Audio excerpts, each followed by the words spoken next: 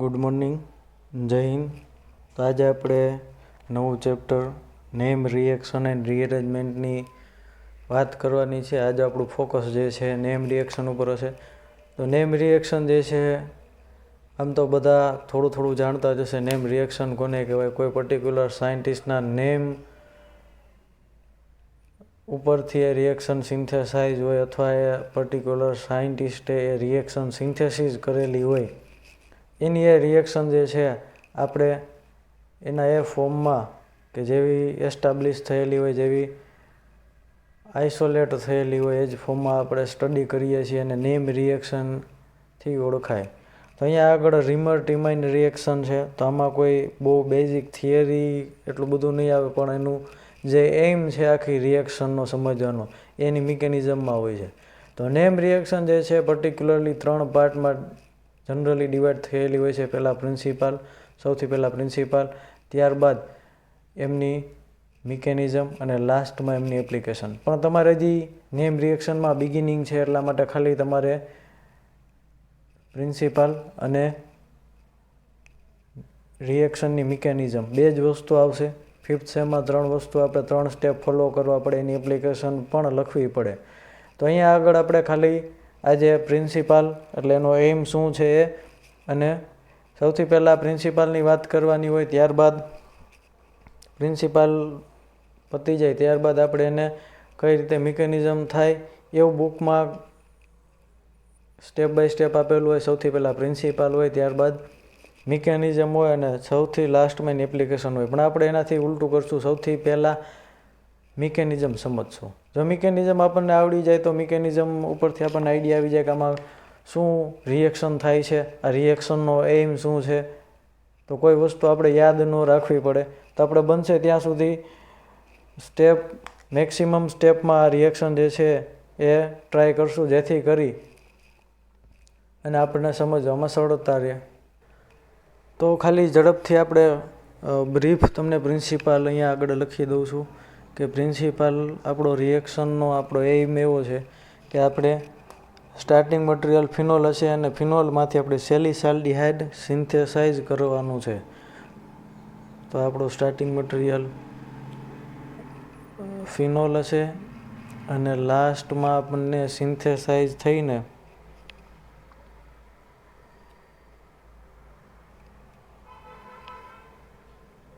Ortho position ઉપર CHO synthesise થાય, જેને આપણે સેલિસાલ્ડિહાઇડથી ઓળખીએ છીએ. તો આપણું સ્ટાર્ટિંગ મટીરિયલ ફિનોલમાંથી આપણને સેલિસાલ્ડિહાઇડ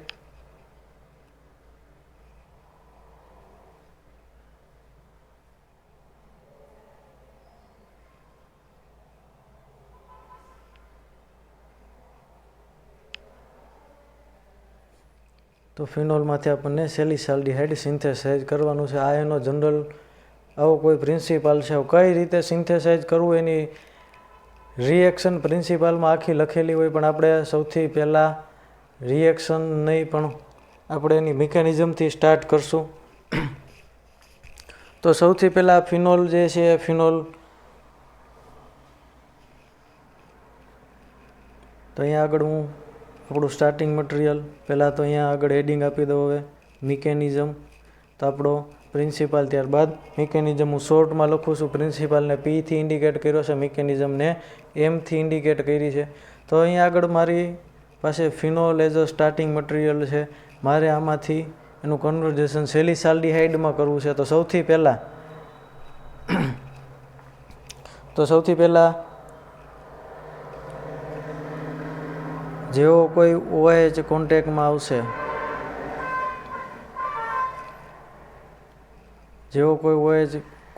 આવશે, એવો આ H+ જે છે એ અહીંયાથી રિમૂવ થશે. તો બેઝિક અહીંયા સૌથી પહેલાં આપણને ખબર છે કે આ જે H+ છે એની ઉપર પાર્શિયલી પોઝિટિવ ચાર્જ હોય છે. તો જેવો આ OH- કે જે ફિનોલિક હોય છે, જેવો H+ ના કોન્ટેક્ટમાં આવે તો શું કરશે, H2O ફોર્મમાં રિમૂવ થઈ જશે. H2O ફોર્મમાં રિમૂવ થઈ જાય તો અહીંયા મને હવે ઓક્સિજન એટમ રહેશે. ઓક્સિજન જે છે, ઓક્સિજન તો રિમેઇનિંગ છે, હાઇડ્રોજન પોતાનો ઇલેક્ટ્રોન આપીને ગયેલો છે, એટલા માટે ઓક્સિજન ઉપર એક ઇલેક્ટ્રોન પોતાનો હોય એના કરતાં એક્સ્ટ્રા છે, એટલે કે આપણે ઇલેક્ટ્રોનથી ઇન્ડિકેટ કરીએ અથવા તો નેગેટિવ ચાર્જથી ઇન્ડિકેટ કરીએ. આ જે ડબલ બોન્ડ છે એ આપણે પાછા ઇન્ડિકેટ કરીએ. તો આવું કંઈક સ્ટ્રક્ચર, આવું કંઈક પોસિબલ થયું. હવે અહીંયા આગળથી હવે જે આ ચાર્જ છે, આ ચાર્જ મારે અહીંયા આગળથી આ બાજુ ફોરવર્ડ કરવો હોય તો થાય. તો કે આ આપણે કરી ગયા FYની અંદર કે આને મારે અહીંયા આગળ ફોરવર્ડ કરવો હોય તો શું કરું?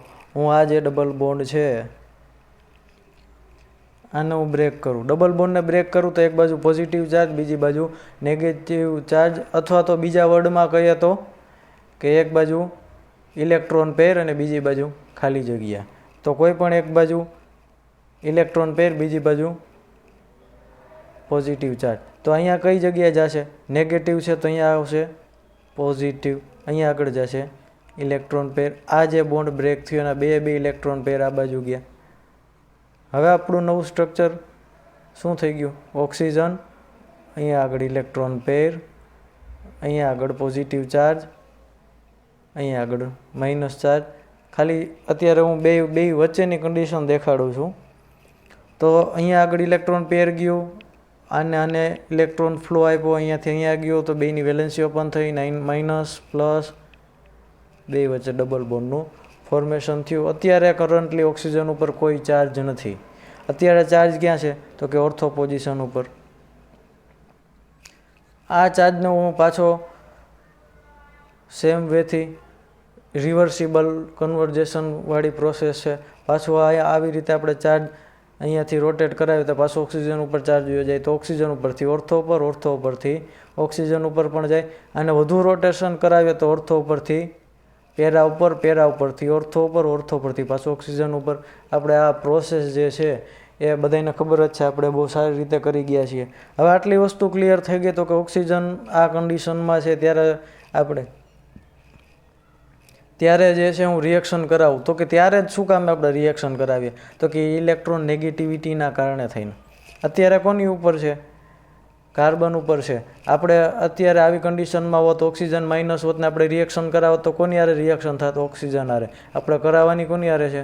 કાર્બન હારે. એટલા માટે થઈને રોટેશન કરાવ્યું, કાર્બન ઉપર ચાર્જ જનરેટ કરાવ્યો, કાર્બન ઉપર ચાર્જ જનરેટ થયો. તો અહીંયા આગળ હું ક્વેશ્ચન કરીને ઇન્ડિકેટ કરું છું. અહીંયા આગળ પાછું હું રિપીટ કરું છું ક્વેશ્ચન કે ઓક્સિજન આપણે રોટેશન કરાવવાની શું જરૂર પડી આ ચાર્જને અહીંયાથી અહીંયા? તો કે કાર્બન અને ઓક્સિજન વચ્ચે ઇલેક્ટ્રોન નેગેટિવિટીનો કંઈક ડિફરન્સ હોય છે. જો આપણે આ ચાર્જ કાર્બન ઉપર રોટેટ ન કરાવીએ અને કોઈ પણ વસ્તુનું એડિશન કરવા જઈએ તો ક્યાં થાય? ઓક્સિજન ઉપર. પણ આપણે કરવાનું ક્યાં છે? કાર્બન ઉપર. કેમ કે આપણે આ સ્ટાર્ટિંગ મટીરિયલમાંથી આ પ્રોડક્ટ બાજુ જવું છે. તો આટલી વસ્તુ ક્લિયર થઈ ગઈ.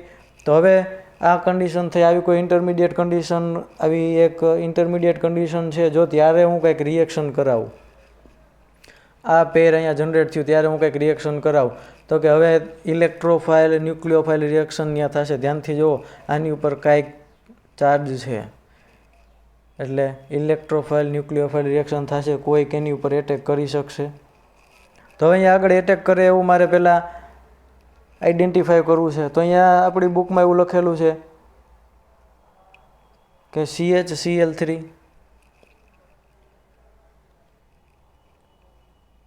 Presence of એક્વેરિયસ NaOH. તો અહીંયા જેમ અહીંયા સ્ટેપ કરતા જશું એમ આ રિએક્શન પણ આપણી જોડે જોડે કરતા જશું. હવે આનું શું કામ છે એ સમજીએ. તો CHCl3, હવે આ થોડુંક ધ્યાનથી સમજજો. CHCl3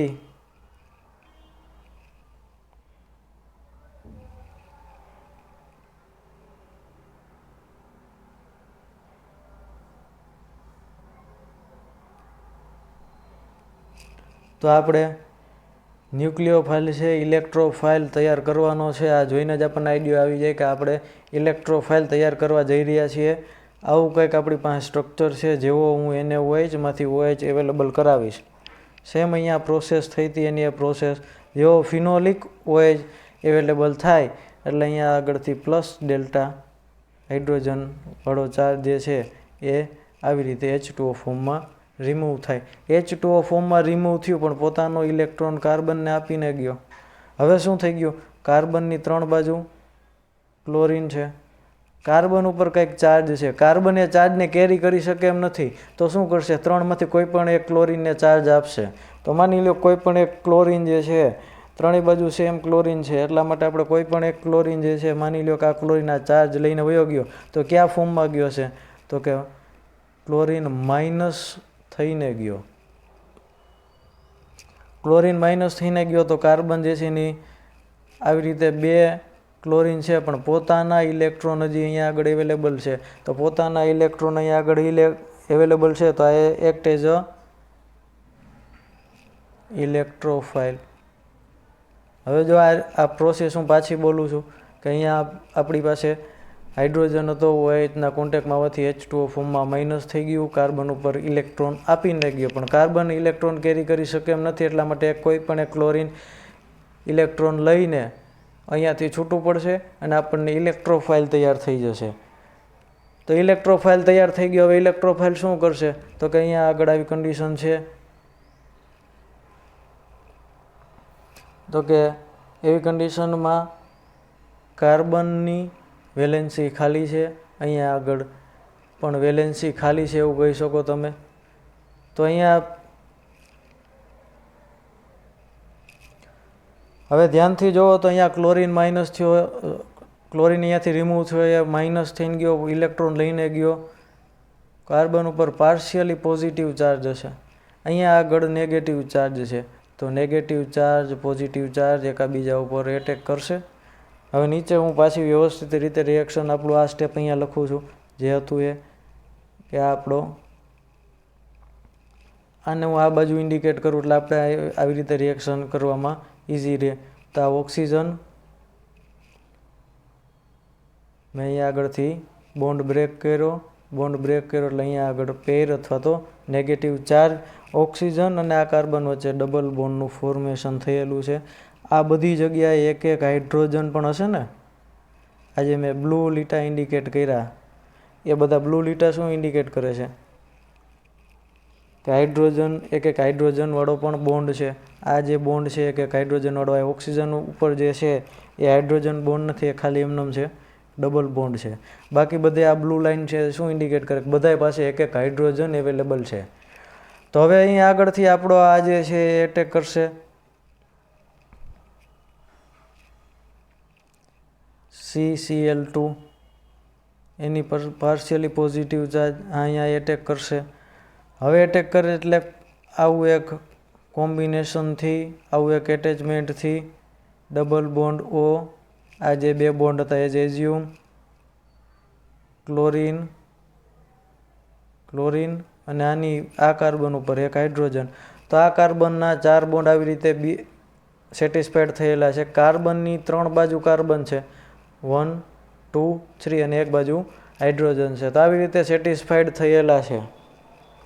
હવે આટલી વસ્તુ ક્લિયર થઈ ગઈ. તો કે આ સ્ટેપમાંથી જ્યારે આ સ્ટેપ બને, આ સ્ટેપમાંથી આ સ્ટેપ બને ત્યારે એટ્રેક્શન થાય, અહીંયા આગળ એટેચમેન્ટ થાય, આવું કંઈક થાય. તો આ જે સ્ટેપ છે એ થોડુંક સ્લો સ્ટેપ હોય. તો જે આખી રિએક્શનમાં જે સૌથી સ્લો સ્ટેપ હોય એ સ્ટેપને આપણે RDS થી ઓળખીએ છીએ. RDSનું ફૂલ નેમ શું થાય? Rate determine step.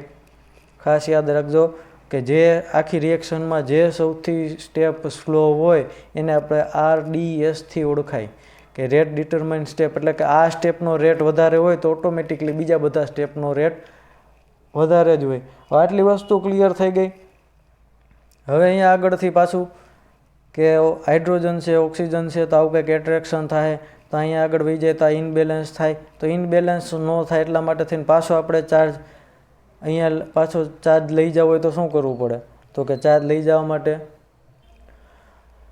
તો ચાર્જ પાછો જનરેટ કરવા માટે શું કરવું પડે? તો કે અહીંયા આનો તો ઓલરેડી વેલેન્સી ઓપન થઈ જાય. અહીંયા ચાર્જ જનરેટ કરવો હોય તો મારે શું કરવું પડે? આ કાર્બનની વેલેન્સી અને આ કાર્બનની વેલેન્સી ઓપન કરવી પડે. તો આ કાર્બન, આ ડબલ બોન્ડ બ્રેક કરવું તો અહીંયા ચાર્જ જનરેટ થાય, અહીંયા વેલેન્સી ઓપન થાય. આ કાર્બનની વેલેન્સી ઓપન કરવા માટે શું કરીશ? તો કે ટેમ્પરરી હું આ હાઇડ્રોજનને થોડીક વાર માટે હવામાં રાખું છું. તો હવે શું થઈ જશે? તો કે ટેમ્પરરી હવામાં છે,